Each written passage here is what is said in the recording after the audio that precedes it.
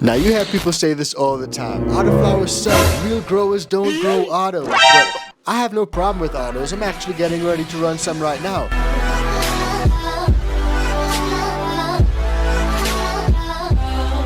Now we're back for another episode, guys, in the studio, and things are looking really good. But you guys may notice I ain't got my sunglasses on because I'm just trying something a little bit different. It's a new year and we're trying new content, got the new studio set up, and I want to get a little bit more personal with you guys with some of these videos. So I figured, heck, take the sunglasses off. Everyone knows who I am and knows what's going on, so let's just get into it, man. But autos, we're talking autos today. Like I told you guys, we're getting ready to run a few new autos from a few different cultivars. We got 420 Fast Buds in here, we got Seedsman, we got Mephisto, and I got my 420 Fast Buds hoodie on, so I don't want anyone to think that I don't like autos. I have no problem with autos. They're actually pretty neat. Now right here we got the Marley's Grin from Mephisto and also the Toothless Grin from Mephisto. From Fast Buds we got that Gorilla Cookies auto, and from Seedsman we got Alaskan Diesel and Green Crack, both autos. Now if you guys are looking to grab some genetics, use code icanthc. Hit them up on Seedsman. They got tons of breeders on there. Make sure to use code icanthc and you'll get a nice discount. And of course we gotta shout out the iCan VIP Bean Club real quick, because if you're looking for some of those exclusive iCan crosses,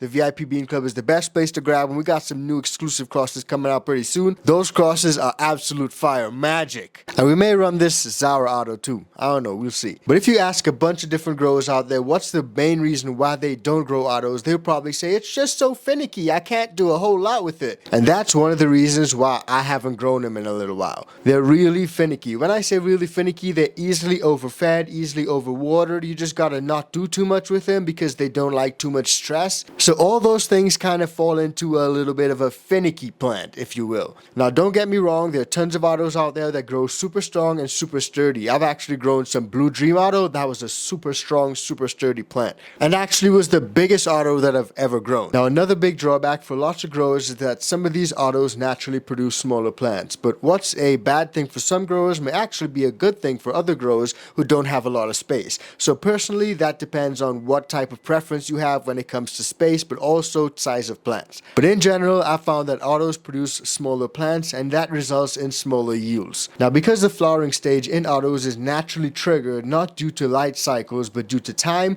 sometimes you may have a shorter veg period. Sometimes if you stress them out, stress can trigger early flowering in the second or third week of flower. And obviously that's not ideal if you're trying to get a massive plant and do lots of training. And training, that's something else that a lot of people cannot necessarily do when it comes to autos. I'm not saying it can't be done, but it definitely can risk your plant flowering a little bit earlier than you would have liked. Now for me personally, I found when it comes to training, I actually do less training. No training at all. Hands off is the best way to do it. I may go in, snip a couple fan leaves, but that's about it. Now there are absolutely cultivars out there that can take topping and heavy training when it comes to the autos, but personally I've just not had great luck when it comes to autos doing things like topping and heavy stress training. So all in all, training can be a little bit less forgiving when it comes to autoflowers as compared to photoperiods. We all know that with photoperiods you can keep your plants in veg for as long as you want to, as long as they're under 18 hours of light. But when it comes to the autoflowers, they will naturally start to flower after a certain period of time has passed.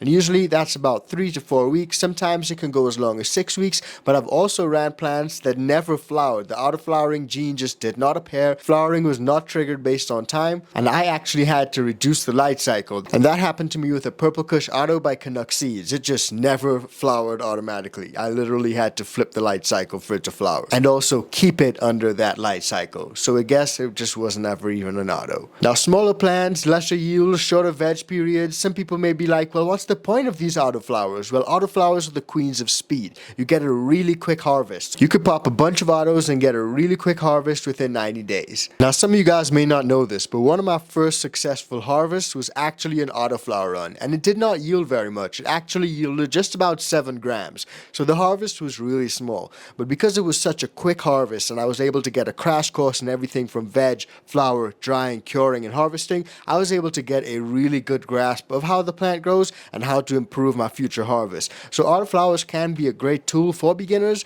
but if you go in expecting a whole lot, like I actually went in expecting to finish my autoflower harvest with jars and jars of flower, it did not turn out that way. but the knowledge that I gained was invaluable. Now, when it comes to transplanting autos, typically that's a big no-no. Or if you do it, you just gotta be really careful not to disturb the root zone or to stress your plants out. And all those years back, when I got my first autoflower from my homie, I actually got it in one of these, a little solo cup. Now, obviously, that's not ideal, and obviously, unless you're doing a solo cup intended run, you can't really keep an auto in a solo cup for its entire life. You're definitely not going to get a great harvest. So what I had to do was transplant it out of the solo cup. So they set me up to fail in a way, but that's one of the big cons when it comes to autoflowers.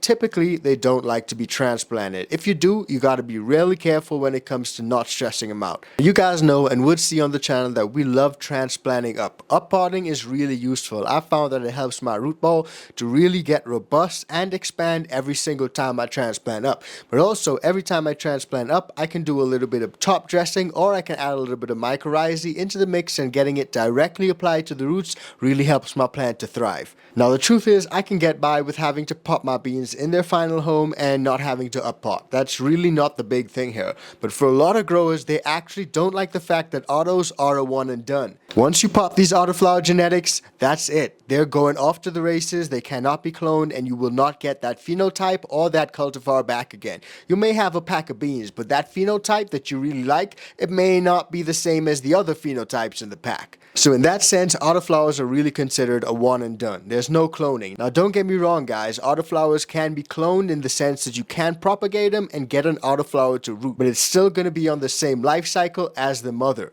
So for all you know, it may start flowering while it's going through the cloning process. Now, for me personally, I've been doing a lot of searching for phylogenetics to try to find that exclusive keeper and those perfect parents for my breeding projects. And that's why I haven't run autos for a little while, simply because I've been looking for some of those keeper cuts. And some of those keeper cuts, you usually don't find them in autos. And if you do find them, how can you take a cut and keep it around? Because it's an auto. So technically, you cannot find keeper cuts in autos. You may find a really fire auto, but can you keep it around? Unlikely. Now, speaking of some of these exclusive breeder cuts that I've been working on for some of these breeding projects, we currently got the Slurry Pie running, which is a Slurricane cross. That's a really exclusive iCan cross that I can't wait to get out there. But I'm also running the Frozen Juice. A lot of you iCan VIP Bean Club homies would have already gotten some of those frozen juice packs, as well as the Blueberry Berserk. That one's not gone out yet. It's super exclusive and limited, and I'm working on that behind the scenes. I am running it on the channel, so you guys can tap in and see the Seed to Harvest series and see exactly how that plant looks from seed all the way to harvest. So those are some of the reasons why I hadn't run autos in a bit. I'm definitely going to run some soon, but it just prompted me to make this video because I did a poll on the recent live stream, and about 50% of you guys said that you guys are running autos right now. So let me know what you guys think about it when it comes to autos. Are autos something that you guys run in your garden? Is it something that you guys run in your veg stand? Because it's really useful to run autos in between harvests. But just drop it in the comments down below and let me know what you guys got to say. Don't forget to join up with the iCan VIP Bean Club, and most importantly, if you guys want to find out more about growing that fire, then check out any episode on screen right now, and we'll see you guys on the next one. Peace, fam.